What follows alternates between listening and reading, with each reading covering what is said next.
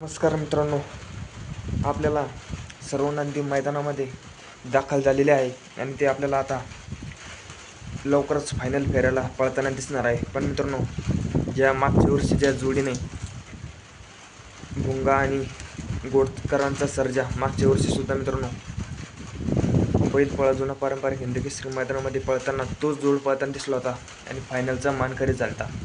आणि यंदाही यावर्षी आपल्याला तोच जोड भुंगा आणि गोटकरांचा सर्जा काल चांगल्या प्रकारे गट पास सुद्धा झाले मित्रांनो. चांगल्या प्रकारे मैदान गेल्या वर्षीचे सुद्धा फायनलचे मानकरी यंदासुद्धा पळाले होते. गटसुद्धा चांगल्या प्रकारे पास केला आणि आपल्याला काल सेमीलासुद्धा मित्रांनो आटी आणि तटीच्या भरपूर अशा प्रकारे लढत होत्या. पण मित्रांनो एकदम कडनं पळून सुंदर प्रकारे गाडी पळाली मित्रांनो. A1 जोड म्हणलं या गाडीला तरी काही हरकत नाही, कारण की भरपूर दिवसानंतर हा जोड आपल्याला एका जोट्यामध्ये काल पळताना दिसला होता आणि सेमीसुद्धा मित्रांनो चांगल्या प्रकारे पास केला.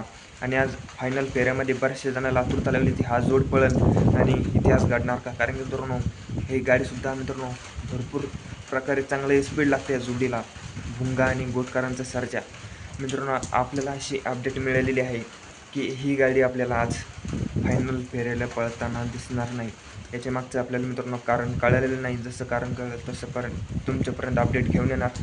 पण मित्रांनो आपल्याला हा आज टॉपचा जोड फायनलमध्ये पळताना दिसणार नाही, कारण की मित्रांनो सर्व नंदी दाखल झालेली आहे आणि लवकरच आपल्याला फायनलचा फेरासुद्धा सुटताना दिसणार आहे. आणि कोण होणार 2026मध्ये 41 पर्वामध्ये प्रथम क्रमांकाचा मानकरी आणि ओरिजिनल हिंद केसरी किताबाचा मानकरी आपल्याला लवकरच थोड्या वेळामध्ये लवकरच कळणार आहे.